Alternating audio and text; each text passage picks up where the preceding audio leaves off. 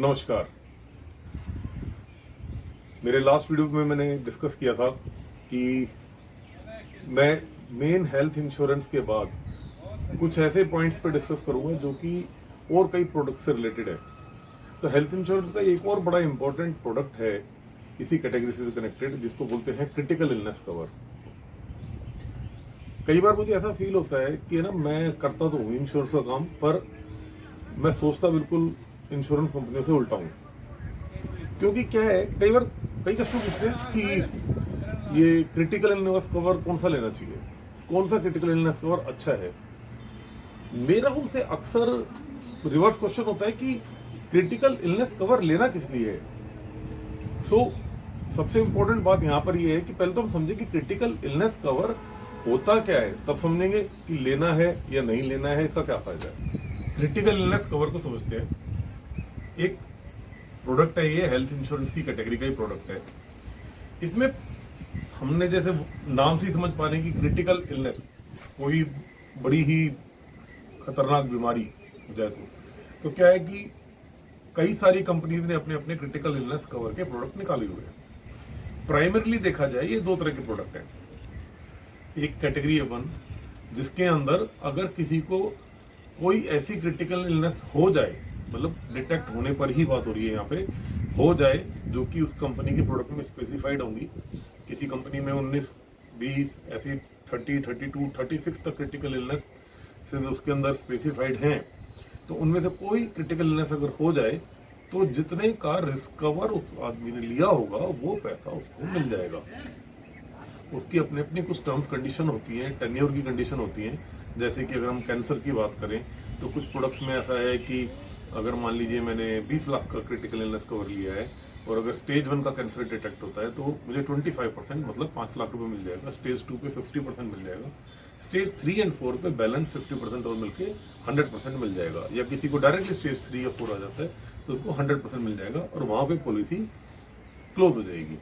तो अमूमन हम देखेंगे जितने भी टर्म इंश्योरेंस प्रोडक्ट होते हैं, जब हम टर्म लाइफ इंश्योरेंस में अपना एक रिस्क कवर लेते हैं, मान लीजिए कोई 2 करोड़ का रिस्क कवर ले रहा है, साथ में उसके वो क्रिटिकल इलनेस कवर जोड़ लेता है, तो वो उसमें मान लीजिए उसने 30 लाख का क्रिटिकल इलनेस कवर जोड़ रखा है, तो वो जो क्रिटिकल इलनेस कवर होगा वो प्राइमरीली इसी टाइप का होगा जिसमें कि in case of critical illness के डिटेक्शन पर वो लमसम अमाउंट उसको इमीडिएटली लमसम में मिल जाएगा और क्रिटिकल इलनेस कवर वहां पे खत्म हो जाएगा। ये कैटेगरी 1 है प्राइमरी। कैटेगरी 2 ऑफ प्रोडक्ट क्या है, मतलब क्रिटिकल इलनेस दूसरी टाइप का क्या है। दूसरी टाइप का ये, जैसे आपका एक हेल्थ इंश्योरेंस आपने ले रखा है, और उस हेल्थ इंश्योरेंस मान लो 10 लाख का हेल्थ इंश्योरेंस है और आपको कोई भी ट्रीटमेंट इस साल करवाना है, उसमें पूरे 10 लाख रुपए खर्च भी हो गए, तो कोई बात नहीं, अगले साल फिर से 10 लाख की एलिजिबिलिटी है। वो हेल्थ इंश्योरेंस लाइफ लॉन्ग आप रिन्यू कर सकते हो और उसको यूज कर सकते हो। हर साल आपकी वो 10 लाख की लिमिट है आपके पास। तो अब जो क्रिटिकल इलनेस कवर आज की तारीख में आ रहे हैं, इनको हम बोलेंगे stand alone critical illness cover. पहले वाला जो था वो नॉर्मली एज ए राइडर ही मिल रहा है आजकल, पहले वो अलग से भी मिला करता था, अभी शायद होगा कुछ कंपनीज में अलग से। बट अब जो नए क्रिटिकल इलनेस कवर जितने भी पिछले कुछ टाइम में आए हैं, ये क्रिटिकल इलनेस कवर सारे मोस्टली इसको हम बोलते हैं इंडेमनिटी काइंड ऑफ पॉलिसी, जिसमें कि जितने अमाउंट का हमने क्रिटिकल इलनेस कवर लिया उतने अमाउंट तक के लिए हर साल, जस्ट लाइक एक हेल्थ इंश्योरेंस की तरह, अगर किसी का हॉस्पिटलाइजेशन होता है तो जितना वहां खर्च आएगा उसके हिसाब से उसका कवर वहां पर हो जाएगा। अगेन पहले प्रोडक्ट की तरह इसमें भी सेम स्पेसिफिकेशन है कि जिस कंपनी का हमने प्रोडक्ट लिया उस कंपनी ने किस किस क्रिटिकल इलनेस को कवर कर रखा है अपने प्रोडक्ट में। तो वो बड़ा इंपॉर्टेंट होता है देखना कि हम देखें कि भाई किस कंपनी ने कितने क्रिटिकल इलनेसेस अपने उसमें कवर में डाल रखे हैं। कुछ कंपनीज ने इन दोनों का मिक्स भी बना रखा है कि in case of detection of certain level of critical illness कुछ लमसम मिल जाएगा, बाकी एज ए ट्रीटमेंट के तौर पे पैसा उसको मिलता रहेगा, चाहे वो रिपीटेडली हर साल यूज करे। और वो जो लमसम में मिला होगा वो वाला फीचर एक बार होके खत्म हो जाएगा। अब बात ये आती है कि क्रिटिकल इलनेस कवर, हमारा ओरिजिनल क्वेश्चन क्या था कि क्रिटिकल इलनेस कवर लेना है या नहीं लेना है, लेना चाहिए नहीं लेना चाहिए। अब उससे रिलेटेड बात होगी। देखिए पहली बात तो क्रिटिकल इलनेस कवर क्या है, ये एक इंडिविजुअल का प्रोडक्ट है, कोई फैमिली फ्लोटर ले नहीं सकता इसके अंदर, जैसे कि हम हेल्थ इंश्योरेंस ले लेते हैं। दूसरा, जो मैंने आपको पहली कैटेगरी बताई उसके अंदर मूवमेंट प्रीमियम फिक्स हो जाएगा। क्यों? क्योंकि वो एक टर्म प्लान के साथ अटैच भी हो रहा है, जैसे मान लो, तो वहां पर हर साल आपका या एज के साथ साथ प्रीमियम चेंज नहीं कर सकते, तो वो एक फिक्स इंस्ट्रूमेंट है। जो इंडेमनिटी पॉलिसी है जिसमें कि आप हर साल क्रिटिकल इलनेस का अमाउंट को यूज कर सकते हो इन केस अगर किसी को क्रिटिकल इलनेस हो जाए। हम एक एग्जांपल लेते हैं यहाँ पे कि मेरे पास 10 लाख की क्रिटिकल इलनेस की पॉलिसी है और उसके अंदर कुछ साल बाद जाके अगर मुझे किडनी से रिलेटेड प्रॉब्लम हो जाती है तो मुझे रेगुलर बेसिस पे डायलिसिस करवाने पड़ते हैं, और जो कि उसमें कवर्ड है। मान लीजिए डायलिसिस में अमूमन होता है कि कोई आदमी 2 हफ्ते में 2 बार या 3 बार क्रिटिकल डायलिसिस के लिए उसको जाना पड़ता है। तो अमूमन एक डायलिसिस की सिटिंग का खर्चा 3,500 से लेके 5,500-6,000 तक आ ही जाता है। तो हफ्ते का खर्चा मान लीजिए मोटा मोटा 10,000 से लेके 18-19,000 तक आ ही रहा है। सो अब वही बात पूरे साल की देखी जाए तो कम से 52 हफ्तों के हिसाब से हम देखेंगे तो मोटा मोटा ये समझिए उसका 8-9 लाख 10 लाख का खर्चा उसमें आ रहा है। अब जिसके डायलिसिस एक बार शुरू हो गए हैं वो यार लाइफ लॉन्ग चल रहे हैं डायलिसिस, तो इसलिए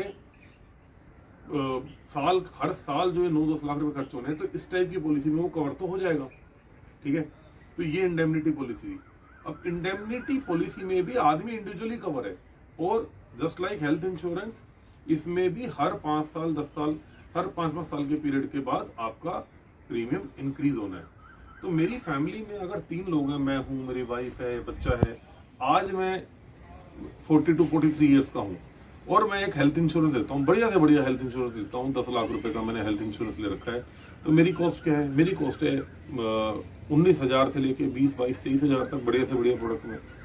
अब ये किसको मालूम है कि क्रिटिकल इलनेस मेरे को होना है या मेरी वाइफ को होना है या मेरे बच्चे को होना है? वो किसी को भी हो सकता है। और अगर मैं तीनों का रिस्क कवर लेता हूं तो हो सकता है आज की तारीख में एक 10-10 लाख का भी रिस्क कवर लूं क्रिटिकल इलनेस का, तो प्रीमियम ज्यादा ना आए, 20-20 लाख का भी ज्यादा ना आए, और शायद तीनों का हमारा रिस्क कवर 6 से 7,000 8,000 में हो जाएगा। पर जैसे जैसे मेरी एज बढ़ेगी वैसे मेरी वाइफ की भी, मेरे बच्चे की भी, तो वैसे वैसे उनका प्रीमियम उसमें बढ़ता जाएगा। तो देखा जाए तो आने वाले कुछ साल बाद मेरा उसका प्रीमियम अच्छा खासा बढ़ चुका होगा, जिसमें कि मेरा मेन हेल्थ इंश्योरेंस तो 10 लाख का ही है और मैं क्रिटिकल इलनेस के लिए अलग कवर लेके चल रहा हूँ। इसका मतलब ये नहीं है कि मैं अपने हेल्थ इंश्योरेंस में क्रिटिकल इलनेस का ट्रीटमेंट नहीं करा सकता, मेरे रेगुलर हेल्थ इंश्योरेंस में भी तो हो सकते हैं क्रिटिकल इलनेस के ट्रीटमेंट। तो why not take a bigger health insurance? तो मैं ये पैसा अलग अलग तीन पॉलिसी तो हमारी इंडिविजुअल हो गई, एक हेल्थ इंश्योरेंस की पॉलिसी हो गई, तो इससे बेटर मैं अपनी जो मेरी मेन हेल्थ इंश्योरेंस की पॉलिसी है उसी को क्यों ना 20-25 लाख 30 लाख का कर लूं, क्योंकि जितना एडिशनल प्रीमियम यहाँ दे रहा हूँ उतने प्रीमियम में तो मेरी ये पॉलिसी दुगनी या तिगनी आराम से हो जाएगी, जिसमें पहली बात सारी इलनेसेस कवर ऑलरेडी हैं, दूसरी बात हम तीनों का फ्लोटर कवर है, तो हम तीनों में से ये तो नहीं है कि कोई सारे के सारे इकट्ठे बीमार होंगे, तो कोई भी यूज कर सकता है और उसको मैं रिपीटेडली हर साल यूज कर ही सकता हूँ। तो मेरा मोटा मोटा सजेशन और एनालिसिस क्रिटिकल इलनेस के लिए यही रहेगा कि मैं इसको कोई बहुत ज्यादा वैल्यू फॉर मनी पॉलिसी नहीं मानता, क्योंकि खाली क्रिटिकल इलनेस कवर नहीं है, कंपनियों ने इतने प्रोडक्ट्स बना रखे हैं, हर चीज का प्रोडक्ट है, कैंसर का एक और प्रोडक्ट बना रखा है, हार्ट का प्रोडक्ट बना रखा है, मॉस्किटो बाइट से रिलेटेड जितने एलिमेंट्स हैं उनके लिए एक अलग प्रोडक्ट बना रखा है, उसमें भी डेंगू का अलग प्रोडक्ट है। ठीक है, अभी कोरोना चल रहा है तो कोरोना का भी 2-4 प्रोडक्ट अलग अलग कंपनी ने लॉन्च कर रखे हैं, 500 रुपए से लेके 2,000 रुपए तक का प्रोडक्ट है। जबकि जब आपके पास अगर मेन हेल्थ इंश्योरेंस एक प्रोडक्ट है उसके अंदर कोरोना कवर्ड है, उसके अंदर हर चीज कवर्ड है, सो उसके लिए हर चीज के लिए अगर हम अलग अलग प्रोडक्ट लेते चलेंगे तो क्या हम सिर्फ इंश्योरेंस का प्रीमियम देते रहेंगे? नहीं। सो क्रिटिकल इलनेस फाइनली मेरा वर्डिक्ट यही है कि बहुत सोच समझ के लेना चाहिए। आप पहले देखें आपकी मेन पॉलिसी कितनी बड़ी है, अगर आपके पास आपकी अफोर्डेबिलिटी अच्छी है, go for a higher risk cover in health insurance, एक बढ़िया हेल्थ इंश्योरेंस लीजिए, बड़ा रिस्क कवर लीजिए अपनी कैपेसिटी के हिसाब से, अननेसेसरी एडिशनल ऐसे प्रोडक्ट्स पे पैसा ना लगाएं जो कि ऑलरेडी आपके हेल्थ इंश्योरेंस में कवर्ड हो। अगर मेरे इस वीडियो से रिलेटेड और आपके कुछ क्वेरीज हों तो प्लीज कमेंट में इसको डालें, मैं कोशिश करूंगा उनको ढंग से जवाब देने की। धन्यवाद।